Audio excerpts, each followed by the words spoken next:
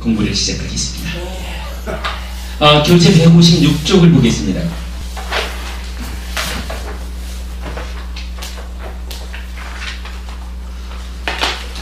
지지난주에 우리가 어디까지 공부를 했냐 하면 부처님께서 출가를 하셨죠. 그리고 깨달음을 이루기까지의 과정을 공부하는 가운데에 그 시행착오를 거친 부분까지를 보았죠. 어떤 시행착오를 거쳤나요? 첫째는 삼매 수행을 했죠. 오늘도 우리가 좀 전에 삼매와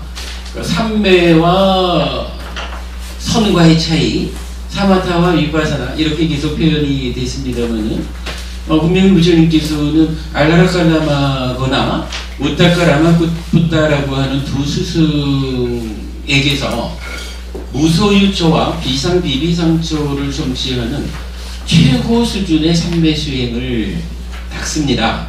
그래서 삼매의 완성 상태를 가보았지만 그것이 좋은 세상, 아주 행복한 하늘나라에 태어나는 길은 되지만 부처님께서 출가하신 근본 이유, 존재하기 때문에 우리가 겪어야 하는 일체의 괴로움, 말하자면은 생로병사 이런 부분까지가 다 포함이 되겠죠.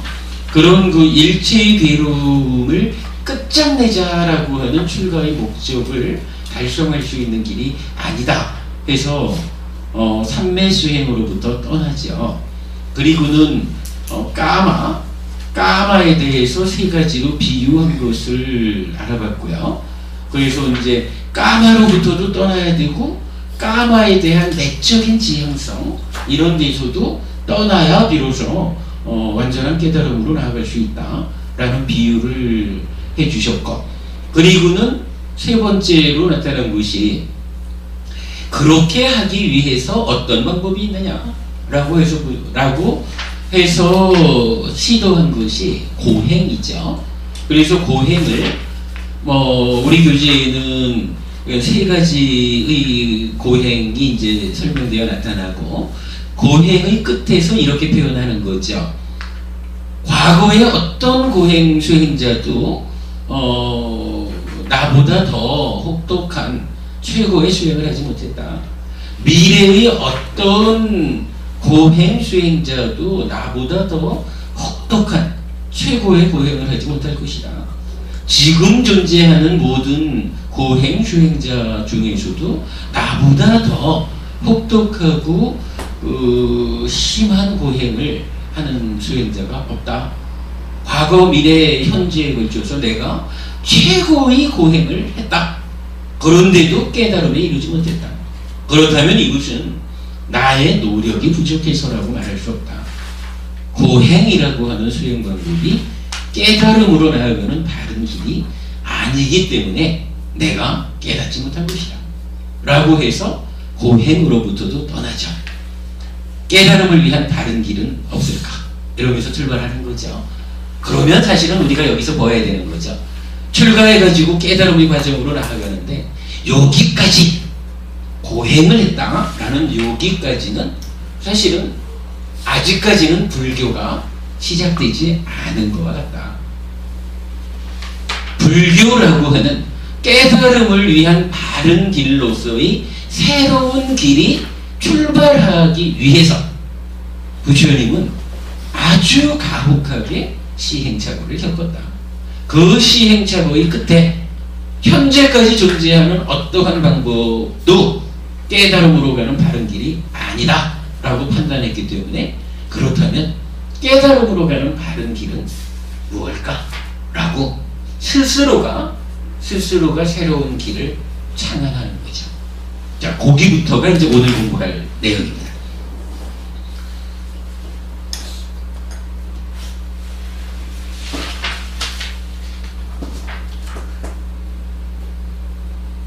악귀에서는 그런 나에게 이런 생각이 들었다.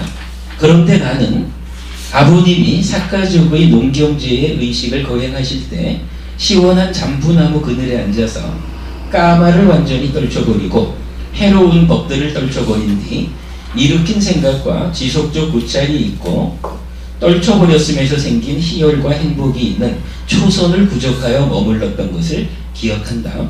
그런데 이것이 깨달음을 위한 길이 될까? 라고 악기회사나요. 그런 나에게 그 기억을 따라서 이런 아르마니가 생겨났다. 이것은 깨달음을 위한 길이다. 라고. 악기회사나요. 그런 나에게 이런 생각이 들었다. 그런데 나는 왜 그런 행복을 두려워하는가? 그런 행복은 까마와도 다르고 해로운 법들과도 다르지 않은가? 라고. 악기회사나요. 그런 나에게 이런 생각이 들었다.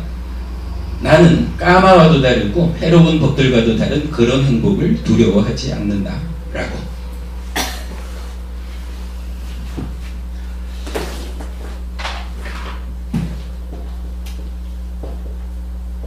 까마라고 하는 것이 약간 있어요. 이거 우리가 그간 다각도로 설명하느라고 노력을 해봤죠. 하여간 눈, 귀, 코, 혀, 몸으로 대상을 감각하면서 우리 삶이 시작되는데 그 가운데 만으로 단말을 감각하는 요 정신적인 부분은 좀 빼놓고 안, 입이, 설신, 눈, 귀, 코, 혀, 몸으로 색성향, 미촉이라는 물질 세상, 물질적인 대상을 감각하는 요때에 우리가 하나 하는 게 있죠. 요 감각한다라고 하는 것은 만호가 몸을 지원해서 주목하는 거죠. 요거 자의 그렇게 말하죠. 근데 요 자의에 선행하는 게 하나 있죠. 찬다라고 그래서 그 만호의 행위 가운데 찬다라는 게 개입을 하죠. 그래서 요 찬다가 깨끗하게 찬다 자체로 개입을 해주면 대상을 감각하는 데 있어서 그냥 있는 그대로 대상을 볼 건데 문제는 우리 삶이 그렇게 단순하지 못하죠. 찬다라고 하는 요 만호의 행위 자체가 이미 탐진치에 오염이 되어 있다라고 하는 부분 때문에 오염된 찬다, 달리 말하면 찬다라가 욕탐이라고 하는 곳이 자의에 선행을 해서 개입을 하는 거죠. 그러면 우리가 대상을 감각할 때 이미 왜곡된 탐진치에 의해서 오염된 상태로 대상을 감각하죠. 이때 내가 탐진치가 대상을 오염시켜가지고 탐진치가 나의 자의를 오염시켜서 대상을 있는 그대로 보지 못하고 왜곡된 상태로 대상을 감각한다. 대충 이렇게 말하는 것을 까마 이렇게 부르는 거죠. 그래서 몸으로 세상을 감각해 드리는, 세상을 만나가면서 살아가는 우리 삶이 어쩌다 보니 고누고 탐진치 때문에 대상을 대상 자체로 보지 못하고 탐진치에 왜곡된 상태로 감각하면서 살아가더라. 말하는 그거죠. 요 까마라고 하는 것이 약간 있는 거예요. 그리고 부처님은 그 시행착오의 과정을 말하는 동안에 요 까마로부터도 벗어나야 되고 나의 내적으로 까마를 지향하는 온갖 그 내적인 현상들로부터도 벗어나야 비로소 깨달음의 길로 나아갈 수 있다 라고 해서 여러분 기억하시죠? 저기 호수에 막대가 나무 토막이 하나 빠져 있으면 여기에 부시막대를 가지고 비비자 해도 불이 안 붙죠. 요거 꺼내놓고 비벼도 아직 젖어 있는 상태면 불 안 붙죠. 꺼내놓은 상태에서 이게 완전히 말라야 마른 장작을 부시나무로 비빌 때 불이 붙죠. 그래서 까마라고 하는 대상을 왜곡되게 받아들이는 요놈하고 그렇게 만드는 내적인 거하고가 다 제거되어야 비로소 깨달음으로 나아간다 이렇게 말을 하는 거죠. 부처님은 약간 깨달음으로 가는 바른 길을 찾아내는 과정에 요 까마로부터 벗어나는 일의 중요성 요거를 이제 말하고 있고요. 그런가 하면 마지막이니까 14번 경전이 될 거예요. 괴로움 덩어리 작은 경이라는 경전이 있는데 이 경전에서는 까마를 한마디로 이렇게 정의해요. 달콤함은 적고 위험함은 크다.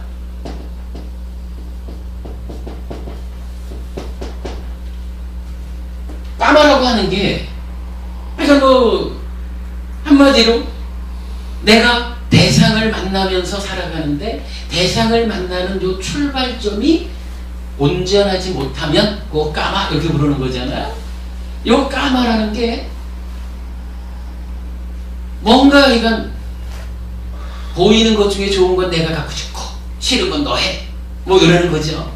들리는 것 중에, 그러니까 안이비설신으로 색성향 미촉을 감각해 드리면서 좋은 거는 다 내 거 하고 싶고 싫은 거는 너가 자, 뭐 이런 어떤 상태라고 우리가 까마를 그냥 좀 설명을 하자고요. 그러면 이때 보이는 것 중에 좋은 거를 내 거 하고 싶은데 요게 막상 내게 되면, 송현구님 좋아, 내가 갖고 싶은 거가 내 거 되면 요때 기분이 어떻겠어요? 좋죠. 좋아하는 것을 내가 내 거 하고 싶은데 내 거를 했다. 그러면 어떻게 말하겠어요? 까마에서 생겨나는 뭐 즐거움 이렇게 말해도 되겠죠? 기쁨 뭐 이렇게 말해도 되겠죠? 요거 까마에서 생겨나는 어떤 즐거움을 달콤함이라고 부르는 거예요.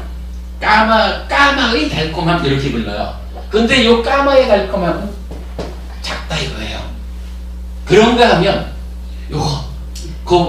요건 내 거 하고 싶은데 석하영 부부님 뭘 좋아하시는지 몰라도 석하영 부부님 좋아하시는 거를 웬만하면은 저도 좋아할 거고 관도 부부님도 영선 부부님도 웬만하면 다 좋아할 거예요. 그거 혼자 석하영 부부님 거 하는 일이 일단 내 거 하면은 좋긴 하지만 그거 내 거 하는 일이 쉽지는 않죠. 그래서 다 물리치고 어떤 방법으로 물리치든 간에 이건 다 물리치고 내 거 하는 과정이 요게 제법 어려워요. 그 과정이 어렵다라는 거 위험함 이렇게 말하겠죠. 그런가 하면 그 어려운 과정을 헬피스님 눈 감아주셔야 영선씨 안 본 거를 해? 뭐 요래 가면서 어쨌든 내 거 했다 이거예요. 그러면 그렇게 어려운 위험함을 감수하면서 내 거 했는데 그게 좀 오랫동안 석하영 부부님께 되어주나요?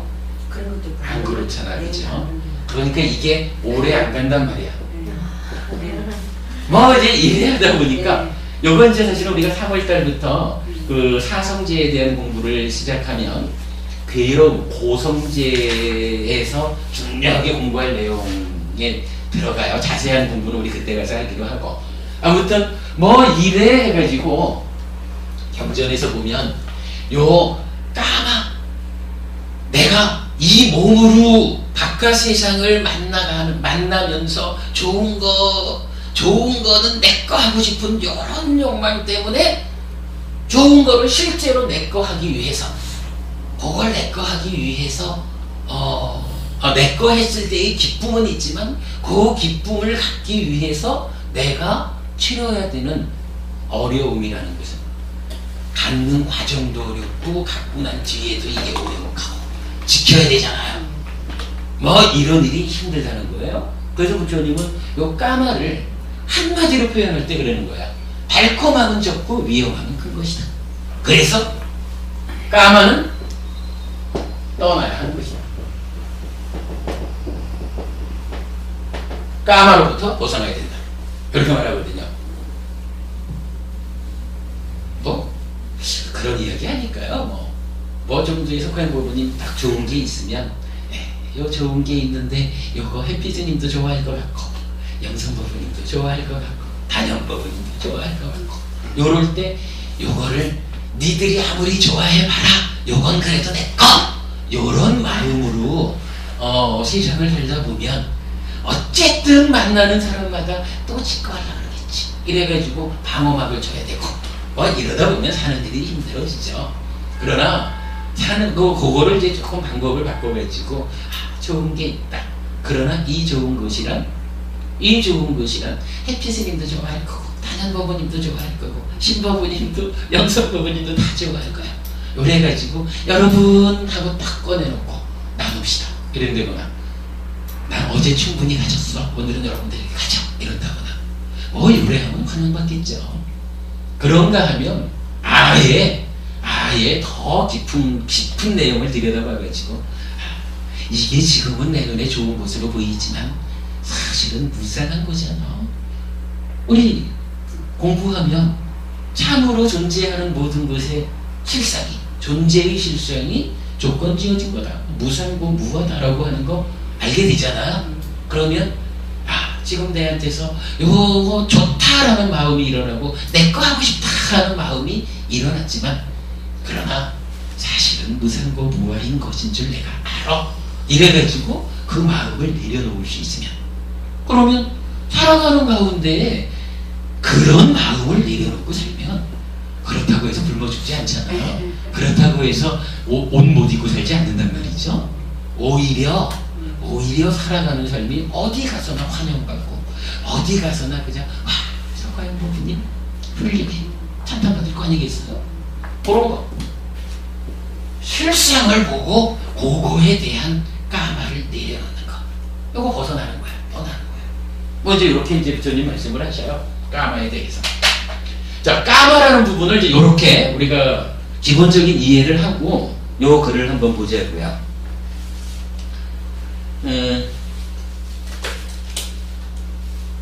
자, 이런 이야기죠. 고행을 끝내고 부처님이 깨달음을 위한 다른 길은 없을까? 라고 그 길을 이제 찾아 나서죠. 그랬을 때 여기 언제인지는 모르지만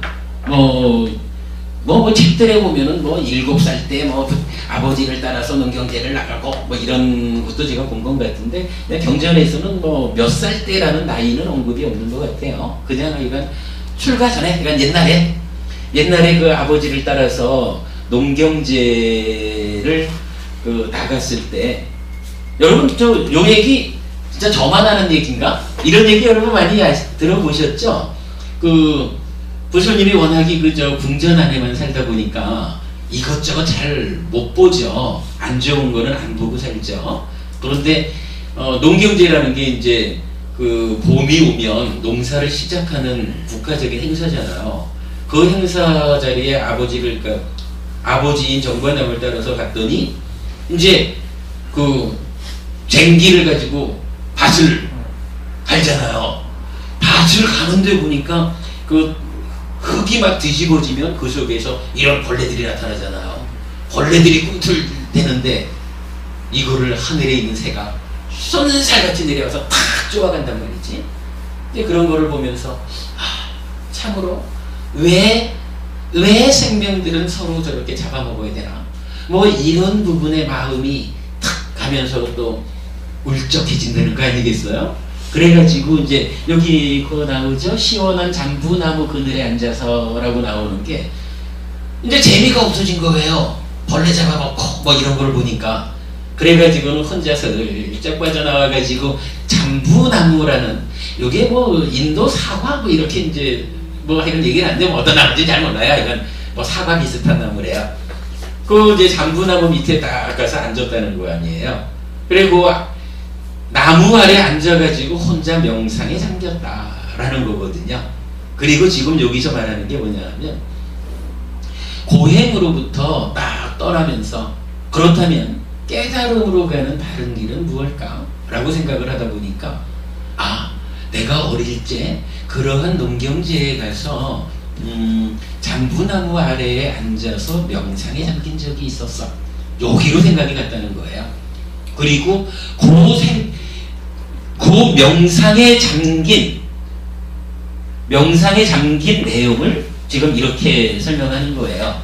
자, 잠부나무 그늘에 앉아서 까마를 완전히 떨쳐버리고 까마를 떨쳐버리고 해로운 법들을 떨쳐버린 뒤 일으킨 생각과 지속적 도찰이 있고 떨쳐버렸음에서 생긴 희열과 행복이 있는 초선을 부족하여 머물렀던 것을 기억한다. 이제 사람들에 따라서는 또 그렇게 질문도 해요.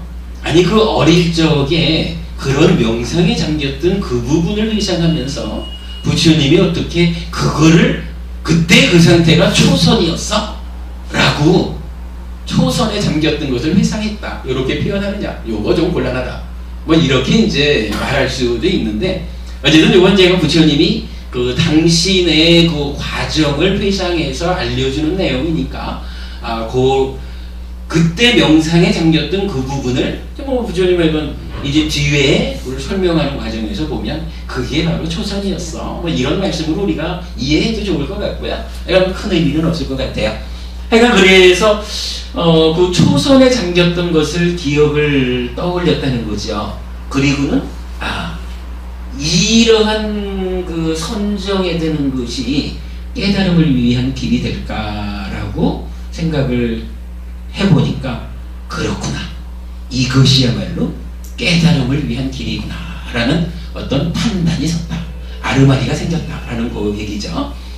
그렇게 이제 이야기를 하는데 여기에서 요거 떨쳐버렸음에서 생긴 희열과 행복이 있는 초선이랬거든요. 여기서 떨쳐버렸음이라는 것은 어떤 의미일까요? 떨쳐버렸다. 무엇을 떨쳐버린 걸까요?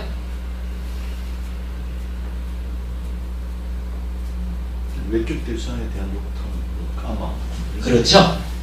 거기 보면은 앞에서 그 까마와 불선법 이렇게 나타나죠. 요 까마와 불선법이랬는데 요 불선법은 뭐 우리가 제가 뒤에도 지난주에 한번 설명을 드렸는데 결국 그 까마를 일으키게 하는 그 외따까 심에 대한 심 중에 나쁜 심 이렇게 이제 나타나요. 뭐 이건 뭐 까마와 관련된 그런 것들로부터 떠났다라는 이야기인데 요 얘기를 우리 저기 476페이지 한번 참고 갈까요?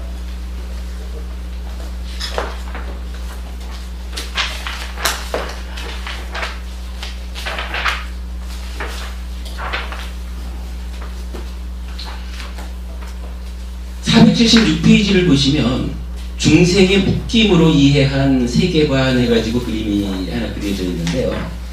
자, 기본적으로 중생이라고 하면 욕계, 색계, 무색계라고 하는 3계를 살아가는 존재죠. 나죠. 그리고 나라고 하는 것은 분명히 오온에 집착한 거, 오치온이다 이렇게 이제 표현을 하고 있죠.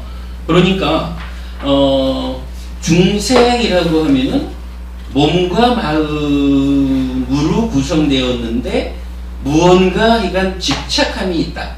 묶여있는 상태다. 이렇게 이제 표현을 한 거예요. 그렇게 놓고는 욕계, 색계, 무색계라는 세 가지로 구분을 해봤는데 욕계라고 하는 세상은 이 몸과 마음인 내가 몸과 마음 요 자체만 가지고 살지 못하고 무엇을 삶의 동력으로 삼느냐라고 하니까 바로 요 까마 외적 대상에 대해서 약간 몸으로 만나지는 세상에 대해서 좋은 거는 내 거 하고 싶다라고 하는 요런 까마라고 하는 것이 사실은 나의 존재의 일부이냐 나를 요 욕계의 세상에 묶어두게 하는 원동력이 된다. 요런 의미죠. 그래서 이제 그 그림에서 보면은 욕계라는 세상은 정신, 마음이고 물질, 육체고 그리고 까마라고 하는 세 가지에 우리가 구속되어 가지고 살아가는 세상이에요. 그렇다면 여기서 이제 떨쳐버렸다라고 한 거, 떨쳐버렸음에서 희화락이 생겼다 이랬는데 떨쳐버린 게 무엇을 떨쳐버렸냐면 까마를 떨쳐버렸잖아요. 까마를 떨쳐버렸다라고 하면은 이제 나의 삶이 어떤 변화를 가졌다는 걸까요? 이 그림에서 보자면 마음과 몸과 까마라고 하는 세 가지에 묶여있는 구속받는 욕계 중생의 삶에서 이제 딱 명상, 그러니까 수행을 통해 가지고 까마라고 하는 요 놈을 떨쳐버렸다 이거예요. 그러니까 색계 세상으로 올라갔다 이 얘기가 되겠죠. 우리 요거를 지금 보면 요거 무슨 말씀인지 좀 이해되시죠? 요거를 이해하는 게 부처님이 고행까지를 해보고도 참으로 깨달음으로 가는 길이 아니구나. 이래가지고는 잠부나무 아래에서의 명상하던 그 기억 노래했을 때 요 장면을 설명하는 핵심인 것 같아요. 아, 분명히 부처님 그랬거든. 삼매수행에서도 만족하지 못해서 떠났고 고행하는 그 중간에 까마를 지향하는 내적인 것들로부터 벗어나야 깨달음으로 나아가겠구나. 이렇게 비유로 말했던 바로 그거. 까마라고 하는 욕계 중생으로의 내 삶의 어떤 한계를, 그 제한을 뛰어넘었다. 그래서 새끼 하늘을, 새끼 세상을 경험하게 됐다. 이런 의미. 고행으로 인해서요? 아니죠. 그러니까 고행을 해서 할 때까지는 까마도 못 들었다는 겁니까? 그렇죠. 고행까지 했는데도. 그렇죠. 그렇게 봐야 되겠죠. 스님 그림에 보면 무색계는 마음, 정신 마음만 가는데. 아니 그거는 저기 몸이 없으면은 아니 그거 설명해 드릴게. 여기는 지금 요 세 개의 박스가 말이죠.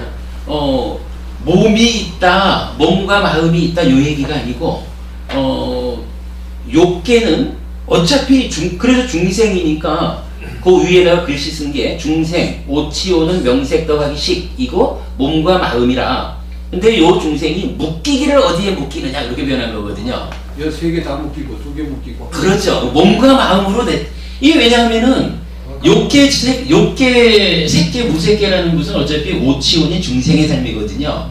그러니까 몸과 마음으로 내가 구성되어 있는 거는 뭐 바뀔 수가 없는 거야. 그런데 내가 묶이기를 몸과 마음으로 구성된 내가 몸과 마음에만 묶일 수도 있지만 사실은 요게 나야 라는 생각을 일으키면서부터 바깥 세상에 대해서 묶인다는 거죠. 세 가지에 꼭 묶이고 덜 묶이고 그 얘기. 그렇죠. 두 번째는 이제 이 세상에 대해서는 묶이지 않았다 이런 얘기고, 그 다음에 무색계는 아예 그 몸이 있긴 하지만 몸에 묶여가지고 구속되지 않는다는 거예요. 마음에만 묶여 있다. 그렇죠. 그러니까 색계 같으면 요 몸과 마음을 싸잡아가지고 나야 요렇게 붙잡고 있다면, 무색계라는 세상은 이제 몸이라고 하는 것이 있기는 있지만 여기에 구속당하지 않고 마음이라는 것만 나야라고 붙잡는다는 거예요.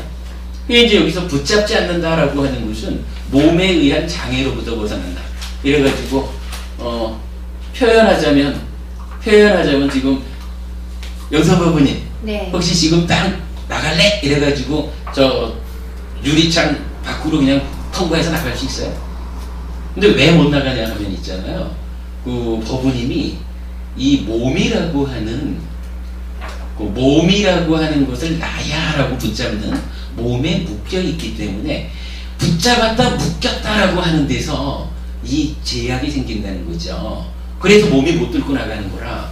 그런데 요 무색계는 몸도 있고 마음도 있지만 바로 그 몸이라고 하는데 몸을 붙잡지 않는 거야. 몸에 구속이 안 돼요. 몸만 나가고 마음만 나가고. 아니지. 몸과 마음이 같이 나가는데 장애받지 않는다는 거예요. 따지자면 우리 신족동이라는 게 있잖아요. 하늘을 날고 땅속을 들어가고 무리를 걷고 뭐 이러는 거, 공중부양하고 이러는 게 그런 맥락.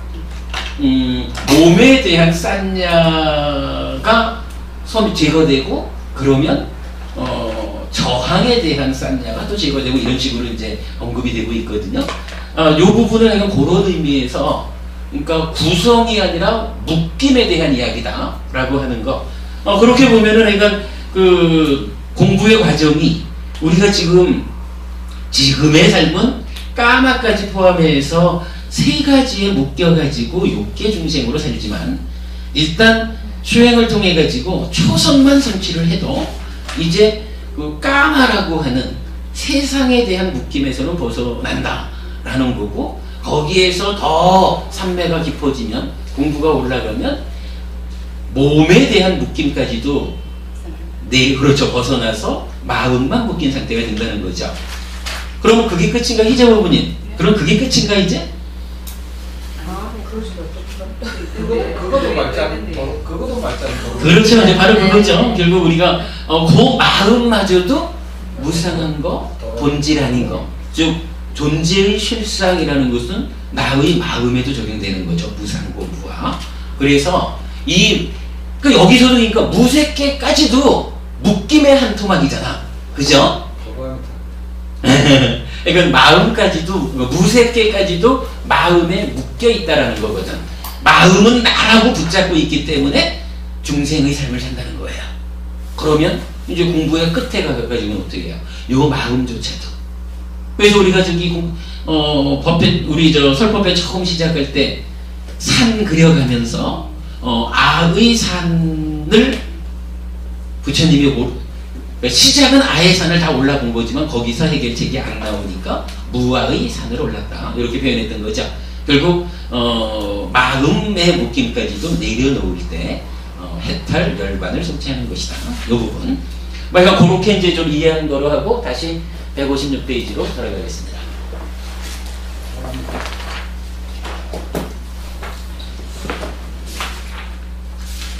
자, 아무튼 부처님은 이렇게 이제 초선의 기억을 회상을 하죠. 그리고는 당신께서 스스로 판단을 하기를 그렇다, 이것은 깨달음을 위한 길이다 라고 판단을 했다는 거죠. 그리고는 이제 이어서 나오는 게, 자, 우리가 지난주에 무슨 공부를 했나요? 이 공부를 하기 위해서 지난주 한 주를 써가지고 느낌에 대한 공부를 했죠. 느낌. 자, 이제 곧 지난주 공부한 느낌 이야기를 여기에 좀 적용해서 이해를 해보겠습니다. 앞뒤에 있었나요? 그런 나에게 이런 생각이 들었다. 그런데 나는 왜 그런 행복을 두려워하는가? 그런 행복은 까마와도 다르고 해로운 법들과도 다르지 않은가? 라고 앞뒤에 있었나요? 그런 나에게 이런 생각이 들었다. 나는 까마와도 다르고 해로운 법들과도 다른 그런 행복을 두려워하지 않는다. 자, 초선을 가니까 어떤 상태가 되었냐 하면 까마라고 하는 곳에서 벗어났다, 욕계를 떠났다, 색계를 성취했다, 이래 된 거잖아요. 그러면 이제 이렇게 설명되는 것 같아. 부처님이 거기까지도 다 맞추고 아니잖아 이래가지고는 어떤 것이 깨달음으로 가는 길일까라고 생각해 보니까 옛날에 어렸을 때 경험했던 초선, 그 초선의 경험이야말로 깨달음으로 가는 길이다 라고 생각을 한 거죠. 아, 그런데 이제 여기서 한 가지 이제 문제가 생겼다는 거예요. 부처님한테. 무슨 문제냐 하면, 옛날에는 아마 그랬던가 봐요. 뭐 나중에 부처님이 그 자인하교 신도들하고 이야기하는데도 그런 장면이 나타나는데, 수행이라고 하는 것은 궁극적으로 행복을 성취하는 것, 하기 위해서는 그 과정에서는 괴로움을 극복하면서 또는 괴로움 가운데 이렇게 수행하는 것. 그래서 괴로움의 끝에 가서 행복을 성취하는 이런 어떤 공감대라 할까? 그런 게 있었던 것 같아요. 그런데 여기서 이제 부처님도 아무래도 처음에는 그런 생각을 했겠죠. 그랬는데 이 길이야말로 깨달음으로 가는 길이다 라고 딱 판단을 했는데 뭐가 걸리느냐 하면 그 상태가 어떤 거냐면 이 욕계를 떠난, 저 까마를 떨쳐버렸다, 욕계를 벗어나서 색계에 들어섰더니 그 벗어남에서 욕계를 떠난 데서 생긴 희열과 행복이 있잖아요. 문제는 초선을 성취한 것까지는 좋은데 그 상태가 행복한 상태라는 거예요. 그러면 알고 있기를, 그러니까 당시 보편적인 사회 현상으로 깨달음의 성취라는 것은, 이 완성이라고 하는 것은 힘든 가운데 성취하는 것, 고생스러운 가운데 성취하는 것, 요렇게 알려져 있다면 이 길이야말로 깨달음의 길인데 라고 딱 알았는데 아이고 이게 깨달음으로 가기 위한 그 고생스러운 길이 아니고 이게 행복이 느껴진단 말이에요. 그러면 이 길이 깨달음의 길이라고 하지만 행복하다라고 하는 요 상태가 오히려 장애를 느껴진 거 아니에요. 그 말 이해되죠, 여러분? 그러니까 그 부분에 대해서 이제 부처님이 학교에서 나요. 그런 나에게 이런 생각이 들었다라고 하면서, 그런데 나는 왜 그런 행복을 두려워하는가? 여기서 그런이라는 게 뭐예요? 앞에서 말한 떨쳐버림에서 생긴 시열과 행복이 있는 초선, 요거 욕계를 벗어난 데서 생겨난 시열과 행복이라고 하는 요것에 대해서 내가 왜 그런 행복을 두려워하지? 그러니까 바로 요 한마디가 설명되려니까 앞에 우리가 뭐 이걸 그냥 상상 좀 해보는 거죠. 아마도 그 당시에는 완성으로 가기 위해서는 고생스러운 가운데 도착할 수 있다라고 생각했을 것이다. 그러니까 행복하다라고 하는 요 상태가 장애가 된다. 행복하다라는 것으로 인해서 이게 바른 길이 아니지 않을까? 라고 고민했다는 거겠죠. 그러고는 부처님이 그거를 다시 봤다라는 거지. 왜 그런 괴로움, 나는 왜 그런 행복을 두려워할까? 라는 요 얘기는 뭐예요? 한마디로 말하면 수행이라고 하는 수행에 대한 고정관념을 깼다 이 얘기예요. 왜 제가 요 한마디를 설명하기 위해서 지난주에 느낌이라는 이야기를 공부를 하고 그런 거죠. 자, 그러면 나는 왜 그런 행복을 두려워할까? 그런 행복은 까마와도 다르고 해로운 법들과도 다르지 않은가?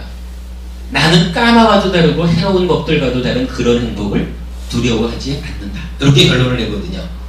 이게 뭔 얘기예요? 자, 이 얘기예요, 여러분. 이거 보세요. 까마라고 하는 게 뭐냐 하면, 까마는요, 분명히 좋다라고 싶은 걸 갖고 싶죠. 요거 내꺼 하면 기쁘죠? 행복하죠? 그러한 달콤함이 없는 거 아니에요. 만약에 까마에 아무런 달콤함이 없다 그러면 우리가 살아가면서, 영성 부모님, 네. 저기 연애했어요? 네. 연애했을 때는 그 천부부님, 네네. 천부부님이 굉장히 멋있었겠지 뭐. 네. 하긴 지금도 멋있더라. 그 천부부님하고 연애를 하고 이럴 때는 분명히 이 멋진 성희 씨하고 내가 꼭 결혼해야지, 내 거 해야지, 뭐 이랬을 거 아니에요. 네. 그러니까 요거 좋은 거 해가지고 요거 멋있고 좋은 성희 씨하고 결혼해야지 이래가지고 결혼에 성공한 거잖아요. 행복하잖아요. 뭐 멋진 남자다 보니까 좀 뭐 방해하는 다른 여자가 있었을 수도 있고, 그럼 그거 떨쳐내느라고 좀 수고스러움도 있을 수 있을 거고, 뭐 또 살아가는 동안에 혼자 살던 데서 부부가 되어가지고 같이 살아야 되고, 애 낳고 살다 보니까 가족이 형성돼서 뭐 살아가는 가운데 이런저런 어려움은 겪어가기 마련이죠. 이거 딸년이 왜 말을 안 들을까? 하는 것도 괴로움이 생겨나는 거죠. 그러나 어쨌든 그 가운데 요거 내가 정말 좋아하는 거, 내가 사랑하는 사람하고 결혼하고 오랜 세월 아이를 키워가면서 행복하게 살아가는 요런 부분이 까만 거예요. 그러니까 까마 자체가 아니지, 그 까마에 의한 달콤함이라. 그러니까 분명히 요거 우리가 살아가면서 욕계 세상, 까마를 동력으로 한다라고 하는 거는요, 이거 없으면은 사실은 우리가 존재하기가 힘이 들어요. 이 일반적인 우리 삶이 분명히 좋은 거를 내꺼 하려고 하는 이것이 의욕이 되어가지고 공부도 열심히 하고 열심히 일하고 뭐 이래야 하는 거죠. 분명히 이제 요 까마라고 하는 것은 중요한 삶의 동력이거든요. 이 자체를 사실은 부정할 수는 없어요. 그런데 이제 부처님은 거기서 뭘 보는 거냐 하면, 그게 그렇게 중요한 거긴 한데 문제는 그것에서 생겨나는 즐거움, 기쁨, 달콤하다라고 표현하는 요거는 작은데, 그것 때문에 그것을 얻기 위해서, 유지하기 위해서 뭐 이렇게 내가 겪어야 되는 괴로움이, 달리 말해서 위험함이 크다, 이렇게 말하는 거잖아요. 그래가지고 부처님은 우리 제가의 삶, 일상적인 삶에서는 누구나가 다 까마 가운데서 어떻게 하면 좀 더 내가 정당한 방법으로 내재온 것을 많이 가질까? 뭐 이래가지고 행복을 추구할 수 있지만 문제는 위험이 크기 때문에 벗어나야 되는 것이 까마다. 근데 그거를 딱 놓고는 이제 이 부분 그런 거죠. 자, 지금 초선을 성취했다라고 하는 얘기는 뭐예요? 초선을 성취했다라는 것은 욕계를 떠났다. 까마로부터 벗어난 거잖아요. 까마로부터 벗어났다라고 하는 얘기는 이제 달콤함은 적고 위험함은 큰 그런 행복에서도 벗어난 거잖아요. 그런데 그 상태에서 행복이 있는 거야. 기쁨과 행복. 그러면 까마로부터 떠났을 때 어떤 기쁨과 행복이 생겨났다. 달콤함이 생겨났다라고 하면 요 달콤함은 까마에서 생긴 거하고는 다르죠. 그러면 이건 어떻게 되겠어요? 표현하자면 경전에서는 사실 이렇게 말을 하지는 않지만 달콤함은 크고 위험함은 작겠죠. 이렇게 우리가 생각할 수 있죠. 그러니까 부처님이 깨달음으로 나아갈 때 오직 고생스러움으로만 나아가야 되는가? 라고 하는 부분에 대한 고정관념을 깨트리는 데 있어서 만약에 내가 깨달음으로 가는 다른 길이다 라고 판단한 그 길이 까마에 의지하는 길이라면 달콤함은 적고 위험함은 크기 때문에 그리 가서는 안 된다. 떠나야 된다. 그렇지만 내가 경험한 것은 이제 까마로부터 떠난 것이다. 까마를 벗어난 새로운 수준의 그래서 표현하기를 떨쳐버리기 위해서 생긴 기쁨과 행복 이렇게 나온 거죠. 까마에서 생긴 기쁨과 행복이 아닌 거예요. 그러니까 표현하자면 그것은 달콤함은 크고 위험함은 적은 이렇게 말할 수가 있겠죠. 부처님은 여기서 따지자면 지금 초선 상태를 가지고 말씀하신 거죠.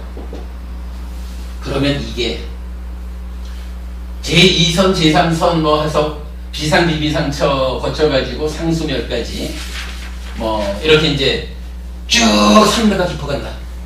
산매가 깊어간다 그러면 어떻게 되겠어요? 크다라는 것은 더 커지겠죠. 작다라고 하는 것은 더 작아지겠죠. 이런 의미로 볼 수가 있겠죠. 요걸 놓고 부처님이 그렇게 말하는 거예요. 이런 달콤함은 크고 위험함은 작은 이런 행복을 내가 두려워할 필요가 있을까? 이건 까마 때문에 생기는 즐거움이 아니지 않은가? 이렇게 지금 부처님 그 얘기를 지금 하시는 거죠. 타당하죠, 여러분? 예. 그래가지고는 결론적으로 나는 이렇게 까마와도 다르고 해로운 것들과도 다른 이런 행복을 두려워하지 않는다. 어떤 의미인가요? 이제 좀 전에 말씀드린 거지만 깨달음으로 나아가는 수행에 대한 고정관념.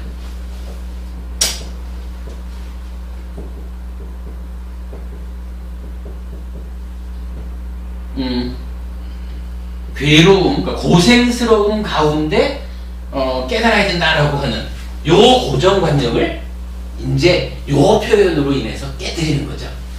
그죠? 그러니까 이때부터 부처님이 이제부터 창안하는 수행 방법은 어떤 수행 방법이 되나요? 이제 더 이상 괴로움을 수반하는 수행이 아니죠.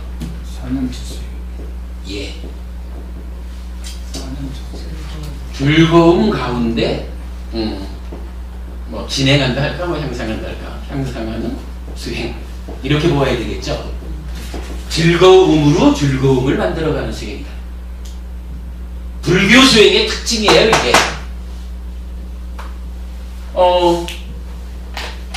어떻게 여러분 요거 동의할 수 있나요? 네.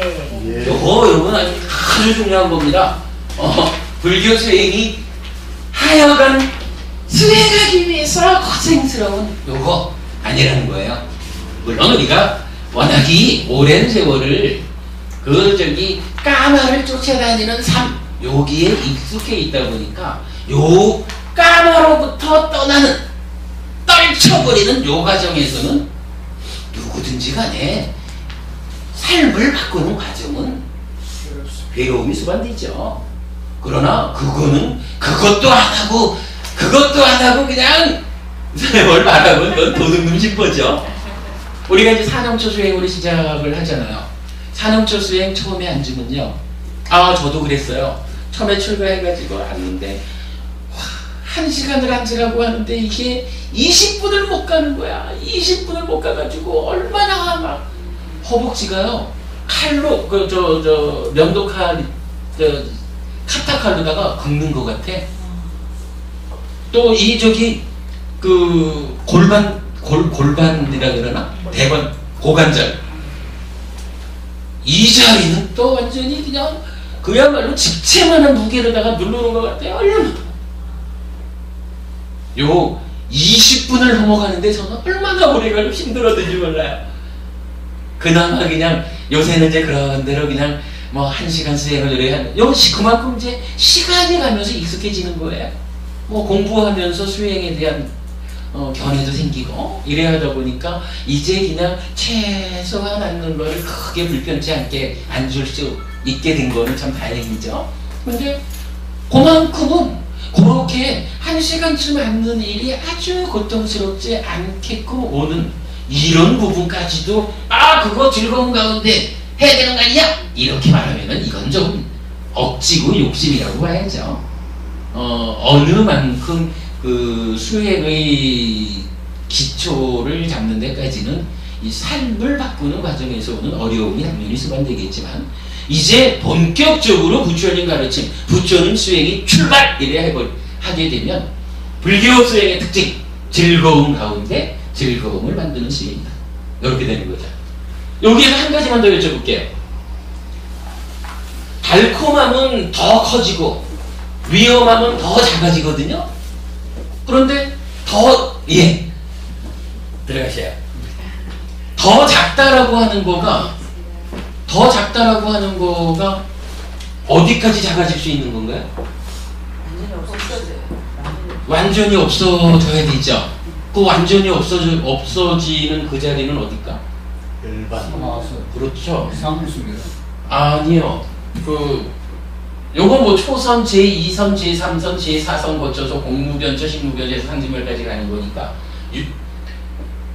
여기 상수멸 앞에 비상, 비비상처까지를 그러니까 요 색계, 무색계 뭐 여기까지는 하여간 중생세간이잖아요.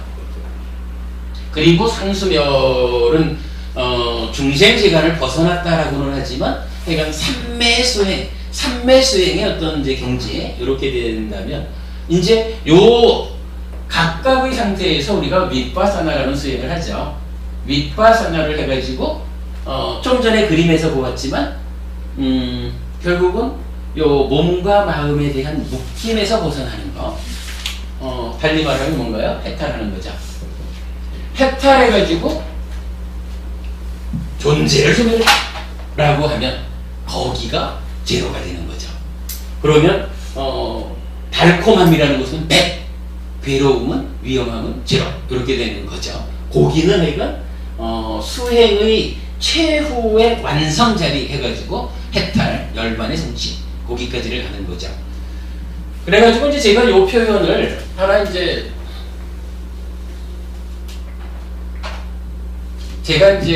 하나의 표현을 만들었는데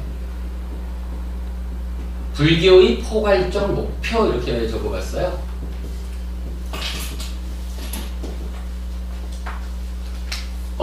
우리가 최종적으로 어딜 가려고 하나? 해탈에서 존재를 소멸하는 데까지 가야 되죠. 열반을 성취하는 거, 윤회에서 벗어나는 거, 다시는 태어나지 않는 거, 하여간 뭐 여기를 우리가 목적점으로 가는 거죠. 그런데 그 목적점까지 가는 동안은 어때야 되나요? 괴롭지 않고 즐거워야 되죠. 행복해야 되죠.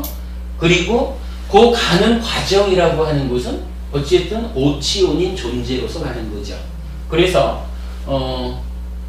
최종적인 목적점은 존재의 소멸이에요. 존재의 소멸, 달리 말하면 해탈이죠. 그래서 괴로움 제로 그렇게 되는 거죠. 그런데 우리가 최종 목적지만을 생각하고 갈 수는 없잖아요. 거기까지 가는 일이 금생에 갈지 다음 생에 갈지 언제 갈는지 사실 장담하지 못하는 수행의 최종 결과치인데, 그렇다면 거기까지 가는 과정은 뭐 괴로워도 괜찮나? 아니죠. 분명히 그 가는 과정도 불교적인 수행법은 괴롭지 않은 거죠. 그래서 저는 이렇게 표현을 했어요. 존재로서의 행복에 토대한 존재의 소멸, 이렇게 표현을 해봤거든요. 그러니까 현재는 우리가 욕계 중생이잖아요. 그러니까 욕계 중생이라고 하는 것은 아직까지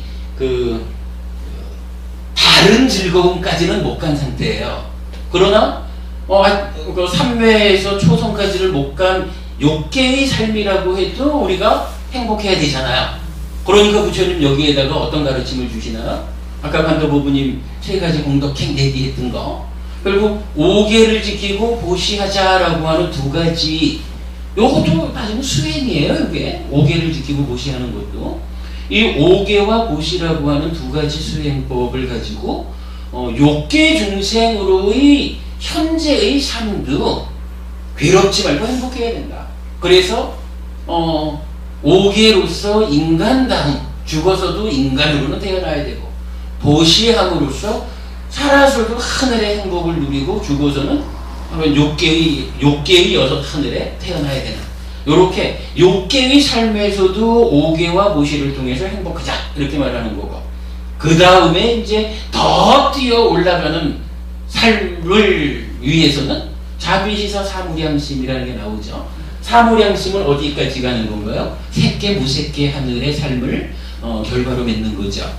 그런가 하면 최종적으로 해탈에서 존재를 소멸한다, 윤회에서 벗어난다라고 하는 마지막 방법은 무엇냐라고 하니까 사념처, 사마타, 미빠사나라고 하는 요런 방법이 이제 제시되는 거죠.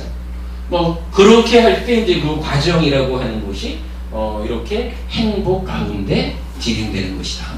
그래서 불교의 포괄적 목표를 존재로서의 행복에 토대한 존재의 소멸, 요렇게 이제 정의할 수 있겠다, 이렇게 이제 말씀을 드려요.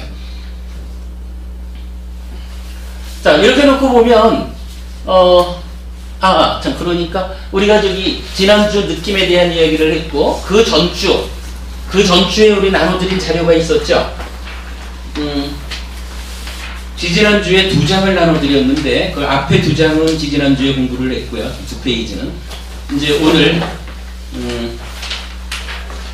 자, 3번째 페이지에 보면 나는 까마와도 다르고 해로운 것들과도 다른 그런 행복을 두려워하지 않는다, 이렇게 나와 있어요.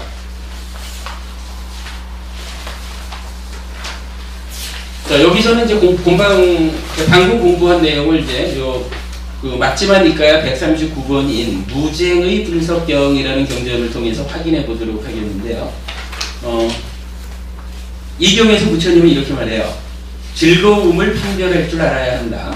즐거움을 판별할 줄 알아서 안으로 즐거움을 추구해야 한다라고 말하는 것은 무엇을 반영하여 한 말인가? 비구들이여, 5가닥의 얼검에는 감각적 욕망이 있다. 무엇이 5인가? 원하고 좋아하고 마음에 들고 사랑스럽고 감각적 욕망을 짝하고 매혹적인 눈으로 인식되는 형색들이 있다. 내지 몸으로 인식되는 감촉들이 있다. 비구들이여, 이것이 5가닥의 얼검에는 감각적 욕망이다 이랬는데, 사실은 이건 욕망이 아니라 욕망의 대상이 되는 거죠. 까마구나. 비구들이여, 이 5가닥의 얼검에는 감각적 욕망을 반연하여 생겨나는 즐거움과 기쁨을 일러 감각적 즐거움, 불결한 즐거움, 엄속한 즐거움, 비열한 즐거움이라 한다. 요게 뭔가요? 지금 이 얘기를 하는 거죠. 까마에 의해서 생겨나는 즐거움, 달콤함, 요걸 얘기하는 거죠. 근데 요거에 대해서 부처님은 여기 단언해 주는 거예요. 이런 즐거움은 추구해서는 안 되고, 닦아서도 안 되고, 많이 지어서도 안 되며 두려워해야 한다고 나는 말한다. 요거 왜 그런가요? 이렇게 그 까마 때문에 생겨나는 괴로움은 이유는 한 가지죠. 달콤함은 자꾸 위험하면 크기 때문이죠. 달콤함은 자꾸 위험하면 크니까 이런 즐거움은 추구해서 안 되고, 닦아서 안 되고, 많이 지어서 안 되고 두려워해야 된다. 늘 떠날 준비를 해야 된다. 이런 얘기죠. 그 한 가지가 나오고, 이제 그 밑에 보면, 이제 비구들이요. 여기 비구는 감각적 욕망을 완전히 떨쳐버리고 해로운 법들을 떨쳐버린 뒤 일으킨 생각과 지속적 고찰이 있고 떨쳐버렸음에서 생긴 희열과 행복이 있는 초선을 부족하여 머문다. 제2선 내지 제4선을 부족하여 머문다. 이것을 일러 출리의 즐거움, 떨쳐버림의 즐거움, 고요함의 즐거움, 깨달음의 즐거움이라 한다. 이런 즐거움은 추구해야 하고 닦아야 하고 많이 지어야 하며 두려워할 필요가 없다고 나는 말한다. 즐거움을 판별할 줄 알아야 한다. 즐거움을 판별할 줄 알아서 안으로 즐거움을 추구해야 한다라고 말한 것은 이것을 반영해야 한 말이다. 자, 이 얘기 뭔가요? 이제 앞에 까마 때문에, 그러니까 까마로 인해서 생기는 즐거움은 추구해서 안 되고 도망가야 된다, 두려워해야 된다 이랬는데, 그 이후에 초선부터 제4선 이랬지만, 요건 뭐 이건 경을 보통 이렇게 구분해서 말하지만은 요 밑에 전체를 다 말하는 것으로 이해를 해도 되고요. 이런 즐거움, 즉 까마로부터 벗어난 이런 즐거움은 어떻게 해야 돼요? 추구해야 하고 닦아야 하고 많이 지어야 하고 두려워할 필요가 없다고 부처님은 말한다 이거예요. 왠가요? 다 당연하죠. 뭐 달콤함은 크고 괴로움은 적고, 이게 올라가면 올라갈수록 달콤함은 더 커지고 즐거움은 더 작아지는 이런 특성을 갖고 있다라는 것 때문에 그렇죠. 그래서 이제 결론적으로 이렇게 말하는 거죠. 즐거움을 판별할 줄 알아야 한다. 즐거움을 판별할 줄 알아서 안으로 즐거움을 추구해야 한다 이랬어요. 그러니까 즐거움에 대해서 잘 모르면, 그죠? 즐거움을 잘 모르면 어떻게 생각하겠어요? 와, 수행이라고 하는 것은 괴로운 가운데 해야 되는 거지, 즐거움이 수반되는 즐거움이 수반되는 수행은 요거 좀 문제 있지 않은가? 요렇게 보는 것은 즐거움을 판별할 줄 모르는 것이다 이런 얘기죠.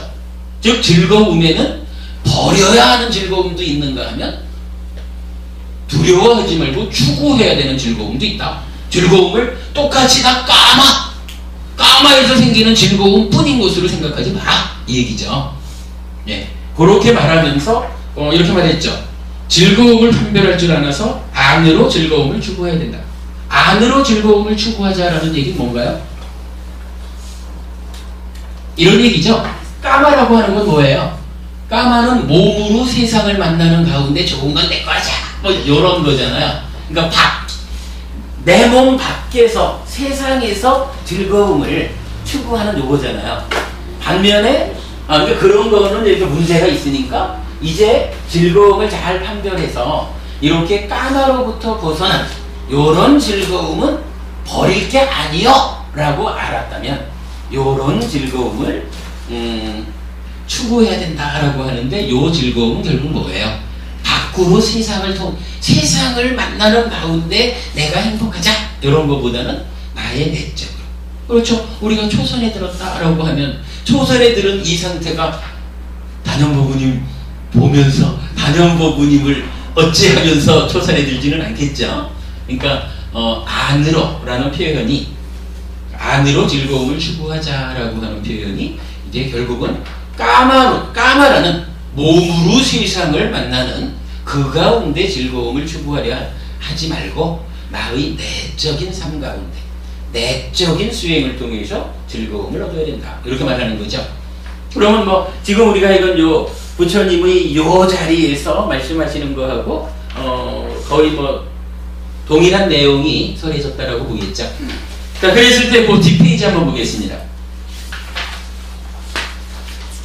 뒷페이지를 보시면 이제 즐거운 느낌과 관련된 교리적 구성 해가지고 적어봤는데요. 뭐 이런 이야기예요. 자, 즐거움이라는 것은 몇 가지가 있죠. 첫째로는 어떤가요? 까마에서 생기는 즐거움이 있는 거죠. 감각적 쾌락의 즐거움 노래되어 있는데, 요거는 욕계 세상에 적용되는 거죠. 인간 세상에는 5계를 통해서 인간 세상에 태어날 수 있고, 뭐 인간이 누리는 감각적인 쾌락 이렇게 표현을 해봤고요. 또한 욕계 중에는 욕계 육천이라는 하늘 세상이 있죠. 보시를 통해서 하늘 세상에 태어날 수 있다. 요거 천상에서. 근데 요거는 분명히 하늘 세상이라고는 해도 까마의 행복이죠. 까마에서 벗어나지 않은 욕계 하늘인 거예요.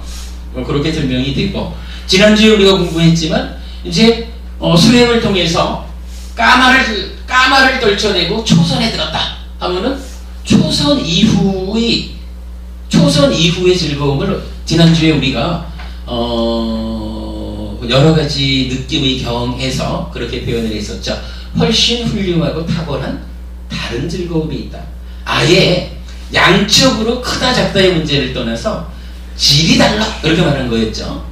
그러니까 몸으로 세상을 만나는 가운데 좋은 거를 내꺼 하는 데서 생겨나는 즐거움하고는 아예 질이 다른 즐거움이 초선을 성취하는 때부터 생겨나더라 하는 이야기죠. 그래서 까마를 떠나니까 훨씬 훌륭하고 탁월한 다른 즐거움이 생겨나더라. 이것이 색계와 무색계이고 사마타 수행을 통해서 생겨나고, 이 가운데 이제 경전은 색계, 초선부터 제4선까지는 뭐 사마타 수행을 통해서 얻어지는데 지금 여기에서의 행복한 삶이다 이렇게 이제 표현을 하고 있고, 무색계는 마찬가지 사마타 수행을 통해서 성취되는데 여기서는 이제 고요한 머뭅이라고 경전이 표현하고 있다라는 걸 나타냈고요. 이랬을 때 그러니까 그 까마로부터 무색계까지 과정을 3계 중생세간이라고 하죠. 그리고 그러니까 사마타 수행을 통해서 중생세계를 벗어나는 자리가 상수멸. 상수멸이라는 것은 우리가 그 나라고 하는 존재는 색수상행식 5온에 대한 집착이잖아요.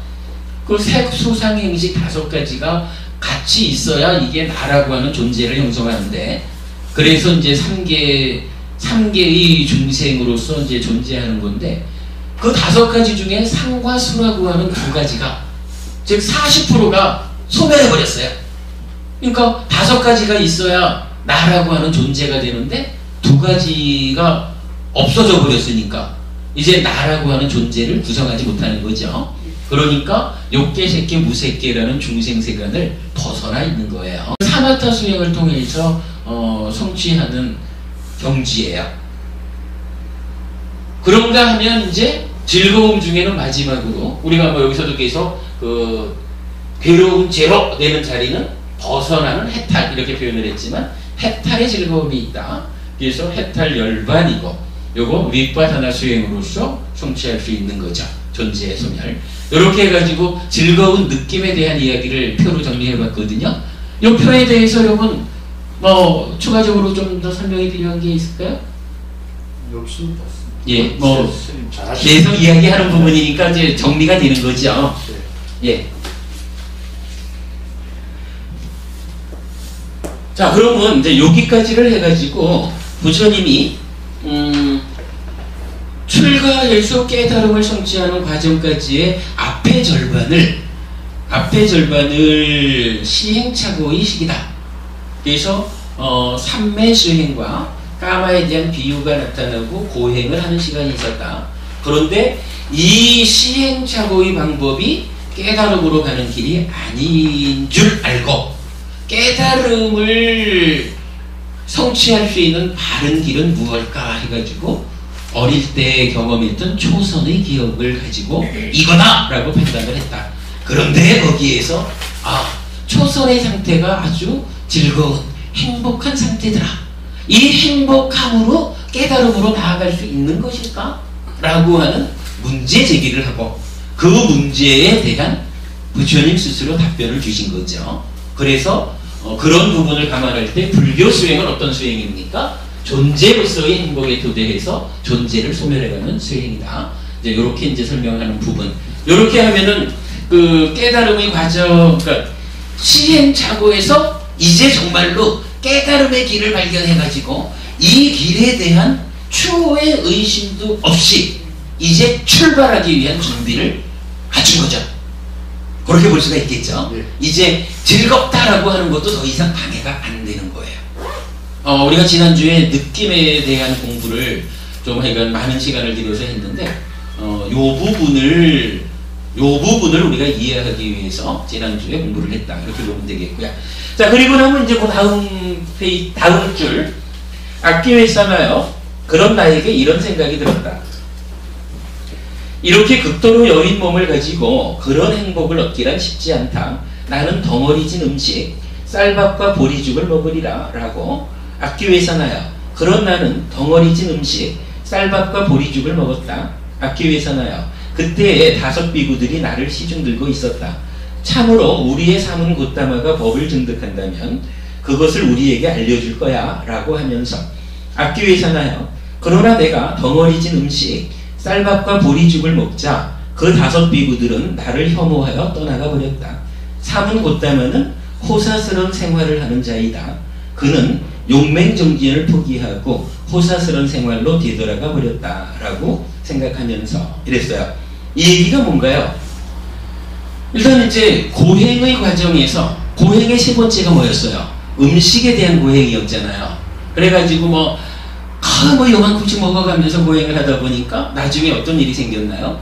몸이 파괴되어 가기 때문에 깨달음으로 나아가지 못하는 이런 문제가 지적이 됐잖아요. 그러니까 이제 부처님 여기서 이제 방향은 확실히 잡았단 말이야. 이 길이 깨달음으로 가는 길이다. 이 행복 가운데 깨달음으로 갈 수 있다. 이렇게 이제 방향은 잡았는데 그 상태에서 보니까 이 몸이 이제 완전히 백가죽을 잡으려 그러면은 척추가 잡히고 척추를 잡으려 그러면 백가죽이 잡히는 이런 상태의 몸이 파괴되어서 더 이상 어찌할 수 없는 이 상태에 와 있으니까 여기서 그 판단을 했다는 거죠. 이러한 몸을 가지고는 그런 행복을 얻기란 쉽지 않다.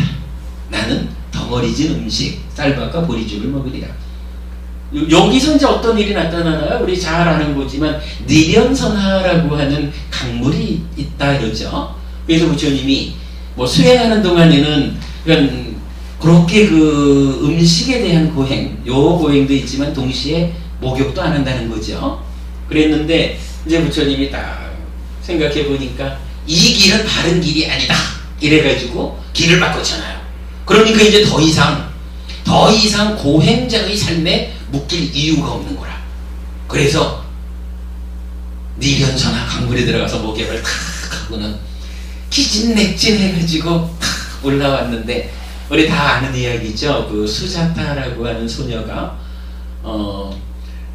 우유죽을 끓여가지고 와가지고 그러니까 최초로 뭐 수행자이긴 하지만 아직 부처를 이루기 전이긴 하지만 최초로 부처님한테 그 우유죽을 공양해주고 부처님은 그 우유죽을 먹고 건강을 회복하는 이런 장면이 나타나는 거죠. 그리고는 이제 우유죽을 먹고 건강을 딱 회복했는데 여기에서 또 한 가지 문제가 있는 거죠. 부처님이 고행을 하는 동안에 뭐 이러저러한 이야기가 많지만 내가 5명의 비구가 그러니까 5명의 그 다른 고행자가 부처님 곁에서 같이 고행 수행을 한 거예요. 그러면서 이제 금방 여기 벽에 나오지만 이렇게 생각했다는 거라. 그러니까 부처님 스스로도 과거, 미래, 현재에 내가 가장 혹독한 수행을 했다 이렇게 말할 정도니까 5 비구들이 볼 때도 참으로 우리의 삶은 곧다마가 법을 증득할 거야. 그가 법을 증득한다면 우리에게 알려줄 거야. 이러면서 옆에서 시중 들고 이래 했다는 거죠. 그런데 이 곧다마가 목욕하고 우유죽을 탁 얻어먹는 걸 보니까 에이구 끝났구나. 타락했어. 사실 우리 눈으로 보면 목욕하고 우유 먹는 게 아무 문제가 아니죠. 그러나 그 당시 고행하던 사람들의 입장에서는 이제 타락한 자야. 저희 저자는 이제 더 이상 고행이라고 하는 이 수행을 하지 않을 것이야. 라고 판단을 한 거죠. 그리고는 떠나가 버렸다. 이거예요. 우리가 이제 뭐 조금 있다가, 뭐 다음 주나 이렇게 이제 보겠지만, 부처님 결국 그 깨달음을 성취하고는, 누구한테 첫 번째 설법을 하러 가나요? 바로 요 자리에서 떠나간 5명의 비구. 요 5명의 비구가 그 유명한 녹야원이라는 곳에서 자기들끼리 모여가지고 이 고행 수행을 계속하고 있었던 거예요. 그런데 부처님이 누구한테 이 깨달음을 최초로 전할까? 이럴 때 그 5명의 비구를 떠올리고 찾아가는 장면이 나타나요. 그러면서 초전법륜이 나타나죠. 자, 여기서 이제 우리가 한 가지는 좀 더 주목을 해보겠습니다. 자, 이렇게 극도로 여인 몸을 가지고 그런 행복을 얻기란 쉽지 않다. 나는 덩어리진 음식, 쌀밥과 보리죽을 먹으리라 이랬는데, 요거 407페이지 한번 보시겠어요?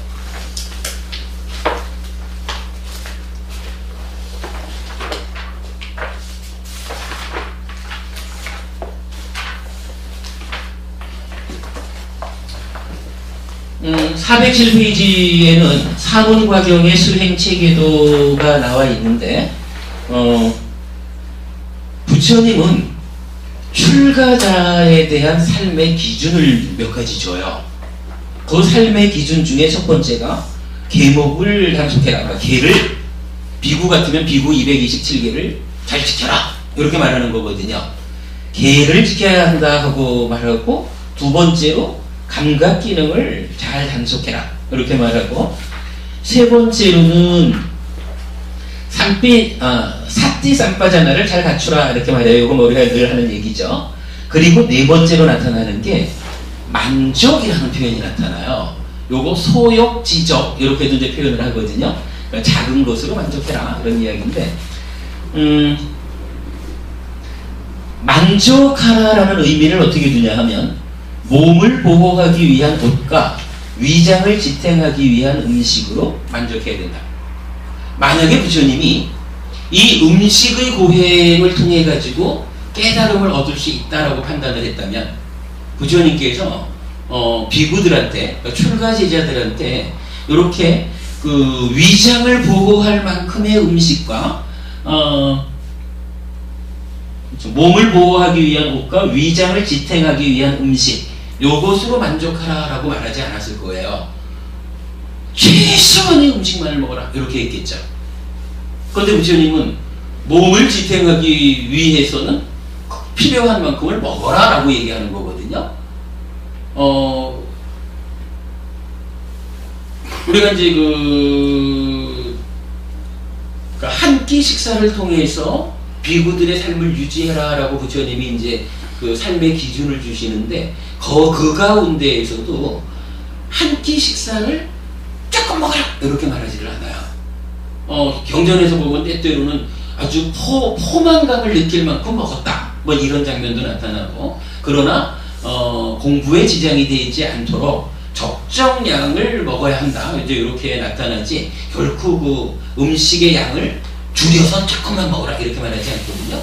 이런 부분, 출가자에 대한 그 삶의 기준으로 표현하자면 뭐 자인하교나 이런 이제 다른 종교처럼 뭐 아예 무소유적인 삶을 제시하지 않고 이렇게 작은 것으로 만족해라. 그래서 비바람을 가릴 수 있는 옷과 위장을 보호할 수 있는 만큼의 음식, 이렇게 되는 기준을 줬다라고 하는 것은 아마도 고행을 마무리 짓는 이 자리에서 부처님이 이제 이런 그 기준을 설정한 게 아닐까 하는 생각을 하게 됩니다.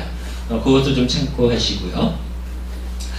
자, 그리고 나면 이제 이어가지고, 자, 지금 우리가 이제 초선에 대한 부처님의 입장을 보았잖아요.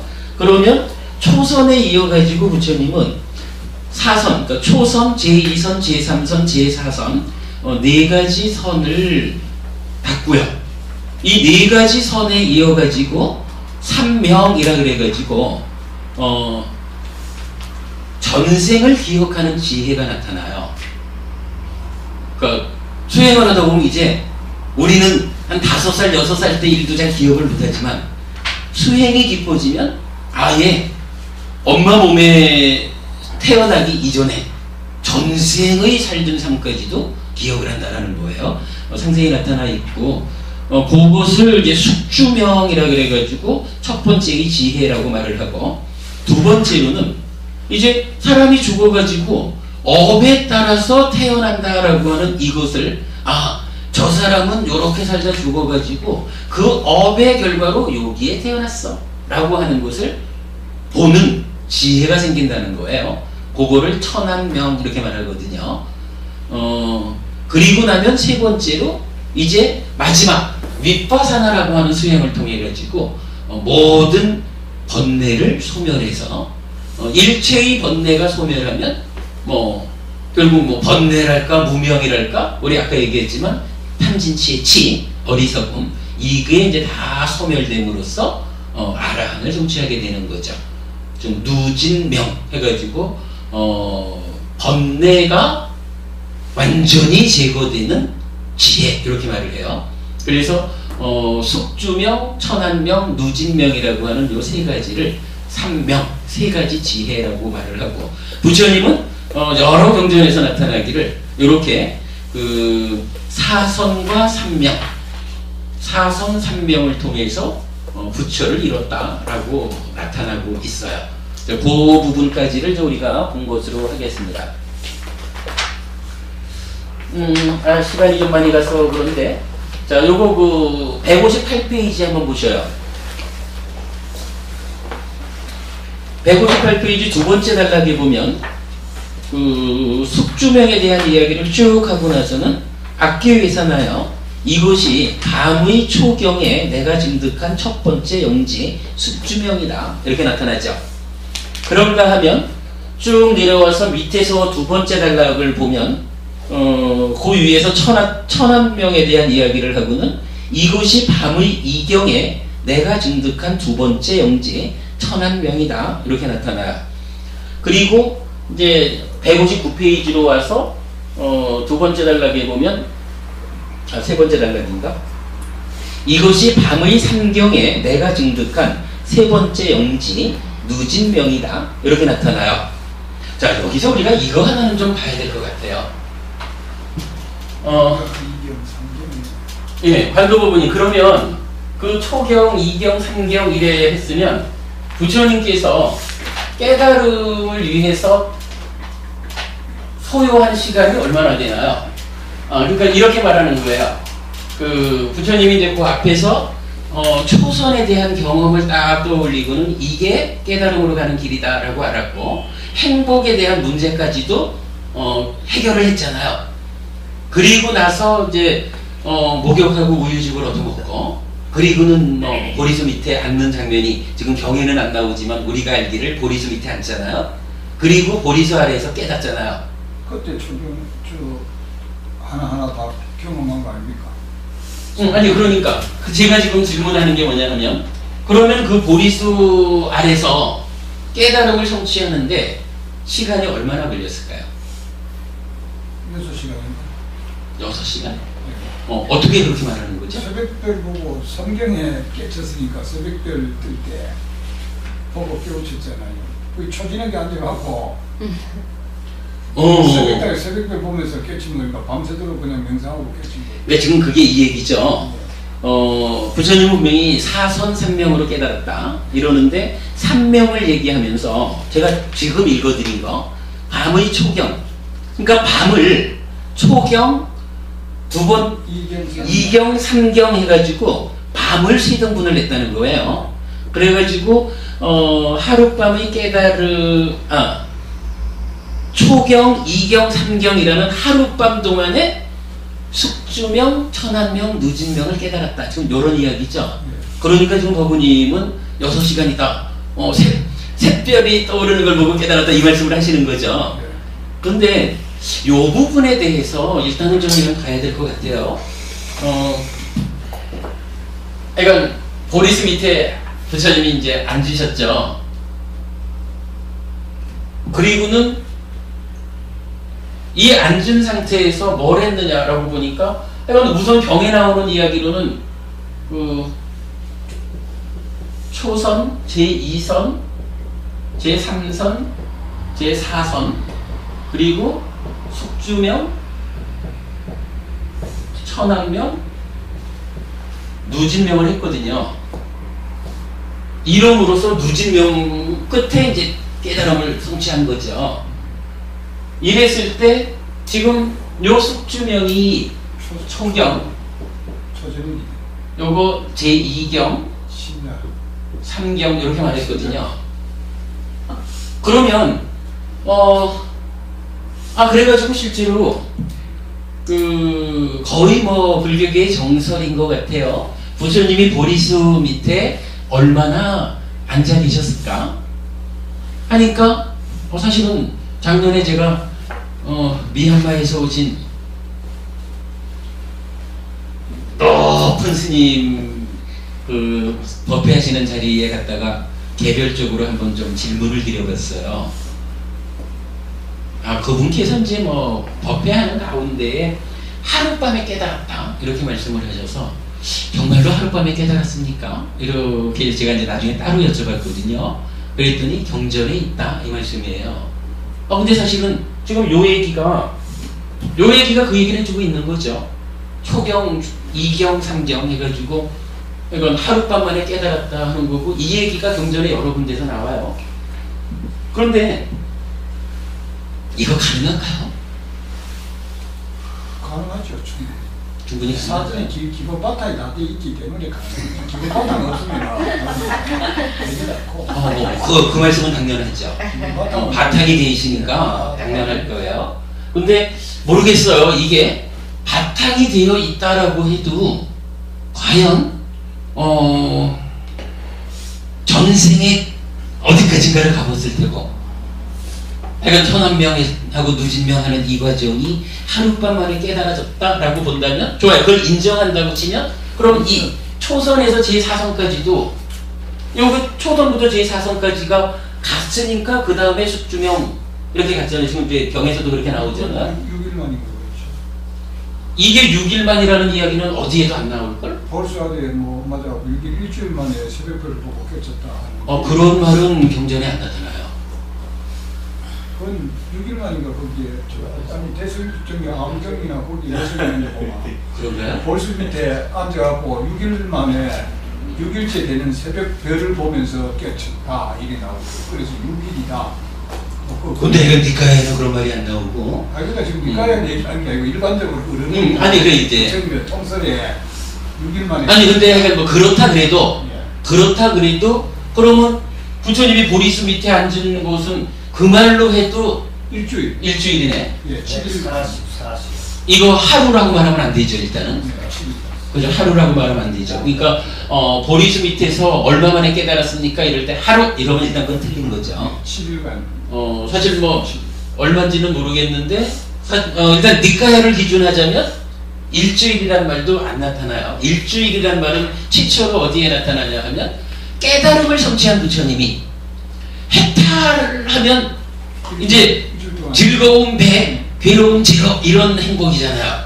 그 해탈의 기쁨, 해탈락을 누리는 게 이제 일주일로 나타나죠. 최초로 일주일은 거기서 나타나거든요. 잘 모르겠는데 일단 이제 이런 비유가 있어요. 요 초경 제2경 제3경에 대한 비유, 요 얘기를 하는 다른 경 중에 마치마니까야의 그 유학의 경, 학인의 경 이렇게 번역하는 경전인데 새 알이 있는데 새 알이 이제 딱 깨트리고 나왔어. 그러니까 숙주명을 성취했다 초경에 이렇게 말하면서 이것이 첫 번째로 알을 깨고 나온 것이다 이런 표현이 있어요. 알을 깨고 나온 것이다 라는 표현이 있는데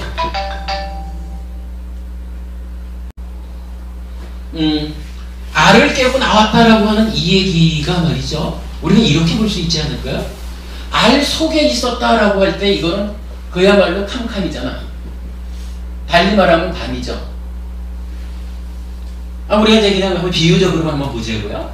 그러면 알 속에 있었다라고 하는 것은 밤, 내 삶으로 보면 깨달음의 측면에서 보면은 깜깜한 밤중이었고, 숙주명을 성취했을 때 첫 번째로 알을 깨고 나온 것이다 라고 하는 것은 이 알을 깨고 나왔다 라고 할 때 이제 밝음으로 나온 거죠.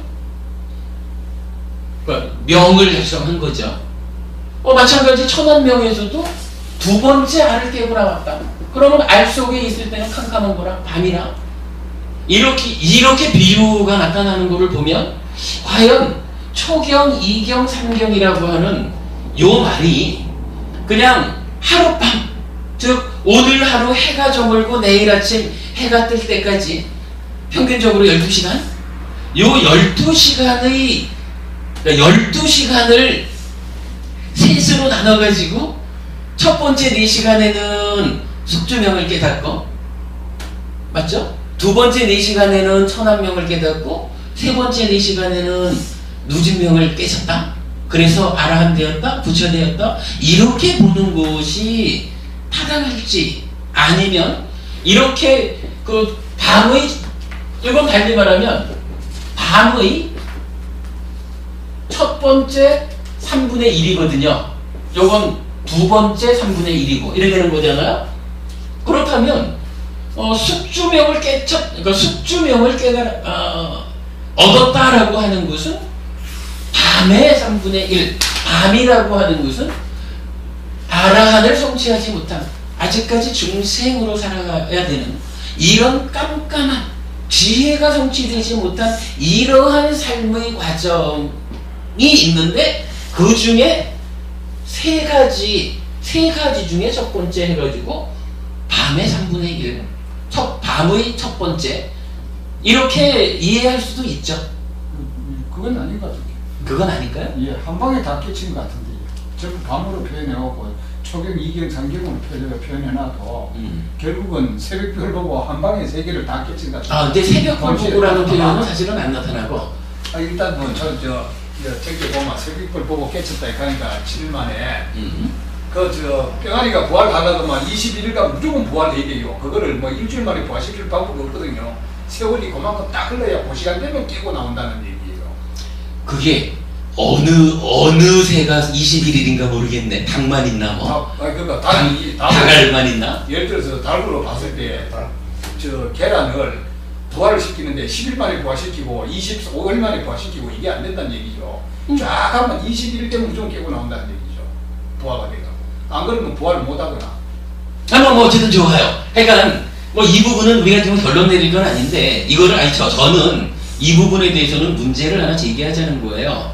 지금 이제 밤의 그 초경, 이경, 삼경 이러니까 하룻밤 동안에 이 세 가지가 완성되었다라고 말하는 이 부분이 과연 타당할 것인가? 경전에서 말하는 그 알을 깨고 나오는 세 단계, 이것을 밤에 1, 2, 3으로 표현했을 것이다 라는 그런 판단도 우리가 해볼 수 있고, 그렇다 그러면은 이 각각의 단계를 거쳐가는 일이 뭐 무조건 하룻밤 만에 다 됐다 라고 확정 짓는 것은 좀 어려움이 있지 않느냐 하는 이야기를 하고 싶고, 그런가 하면 또 여기서 우리가 하나를 더 봐야 되는 게요. 그래, 요 지금 이제 그 초선부터 제 4선까지가 지금 뭐 6일 이래가지고 한 일주일을 말하는 부분도 이건 뭐 있는데, 이제 우리 경중에 이런 표현이 나타나요. 내가 아직 완전한 깨달음을 성취하지 못한 보살이었을 때, 이런 표현이 나타나거든요. 사실은 이 표현이 보살이라는 표현은 이건 부처님이 부처를 그러니까 깨달음을 성취하기 이전의 과정만을 이제 보살 이렇게 이제 표현을 한단 말이에요. 그리고 최초로 보살이라는 표현이 나타나는 게 부처님이 그 마야 부인의 태에 들기 전에 도설천에 호명보살로 있었다. 요때부터 이제 보살이라는 표현이 나타나는데, 근데 과연 여기서 이 보살이라는 표현의 적용 중에 경전에서는 꽤 여러 개 경전에서 내가 아직 완전한 깨달음을 성취하지 못한 보살이었을 때 이러이러한 일을 했다 라는 장면이 나타나요. 우리 좀 전에 까마라는 곳이 달콤함은 작고 위험함은 크다, 요 부분을 설명하는 경전도 요때 아직 완전히 깨닫지 못했던 보살이었을 때 이렇게 나타나고, 하여간 뭐 경전에 보면은 꽤 많은 경전이, 꽤 여러 개의 경전이 요 보살이었을 때라고 나타나는데, 요 상태가 뭐 따지자면은 깨닫기 이전이라고 말하면은 고행할 때도 보살이었을 거고, 삼매 수행을 할 때도 보살이었겠죠.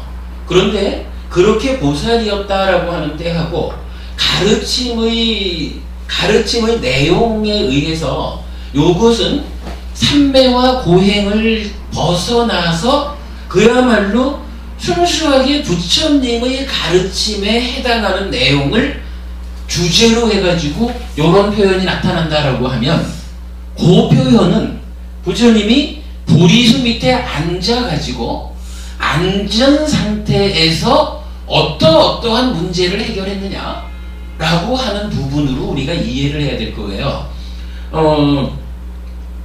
사실은 이제 우리 교재에 원래는 요 부분까지가 다 포함이 되어 있었는데, 요 교재를 만들 때 좀 양을 줄이느라고 요렇게 설명된 경전을 좀 빼놨어요. 근데 요렇게 설명된 경전이 사실은 꽤 많아.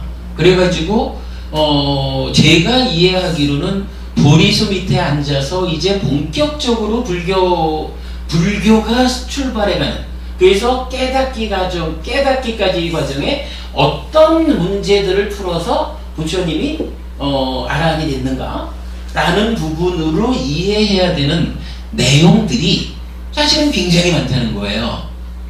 그래서 뭐 나중에 기회가 되면 그 경전들을 제가 안내를 해드리겠지만, 그 내용들이 상당히 많기 때문에 그 내용 전체를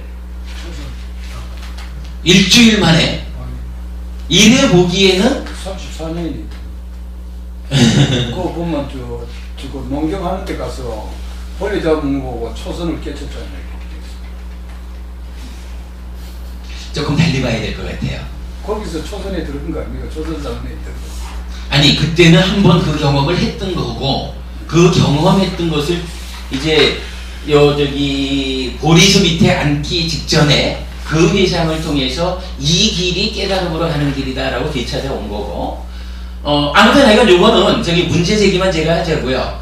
요거를 보통은 하여간 부처님이 보리수 밑에서 하루 만에 깨쳤다 이렇게 주장하는 경우를 제가 보고, 지금 이제 관동법부님 말씀 같으면 일주일 이렇게도 이제 얘기를 하고 있는데, 아마도 요 부분은 우리가 좀 달리 봐야 할 필요가 있다라는 거. 그래서 부처님은 보리수 밑에 앉아 있던 시기가 생각 밖으로 길었을 수도 있다라는 이야기를 그냥 하고 싶어요.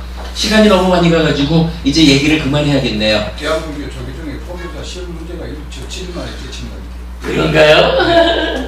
그랬구나. 그 시험 문제가 일주일 7일 그렇게 있어요. 시험 문제요. 양자 문제도 나와요. 자, 어쨌든 여기까지를 하면 이제 부처님이 출가해가지고 시행착오를 거친 이후에 이제 그 행복이라고 하는 문제, 즉 수행에 대한 고정관념을 깨뜨리고 불교적인 특징을 가지는 수행을 창안해서 깨달음을 성취하는 부분까지가 사선삼명 해가지고 설명이 된 거예요. 그리고 이제 160페이지에 오면은 이제 그 중요한, 여러분 지난번에 제가 오도성 해가지고 한 페이지짜리 나눠드린 게 있죠. 그 오도성에서 부처님이 그 깨달음을 얻고 나서 이제 이렇게 읊는 거예요. 수많은 생을 윤회하면서 얻은 것 없이 이리저리 헤매었다. 집을 짓는 자를 찾으면서 거듭되는 생은 괴로움이었다. 집을 짓는 자여, 나는 그들을 보았노라. 다시는 집을 짓지 못하리라. 그대의 모든 갈비뼈는 부서졌고 집의 석가래는 형성작용에서 떠나버렸다. 나의 마음은 형성작용에서 벗어나버렸고 가래의 종말에 이르렀다. 요게 부처님이 깨달음을 성취하고 부른, 그러니까 요새 우리가 말하는 오도성이죠. 뭐 여러 선사들도 오도성을 합니다만은, 그러니까 부처님은 요렇게 오도성을 읊었다라고 하는 거. 시간이 좀 있으면 이제 이 부분도 좀 설명을 해드리려고 그랬는데, 그냥 뭐 여러분 쭉 보시면 되겠죠. 오도성 우리가 좀 외워두기로 합시다. 자, 오늘 이렇게 해가지고 부처님이 깨달음을 성취하는 데까지를 마친 것으로 하겠습니다. 수업 마치겠습니다. 감사합니다. 시간이 많이 됐습니다만 뭐 저기 질문하실 게 있으시면 하시고요. 아니면 정리하겠습니다. 정리하겠습니다.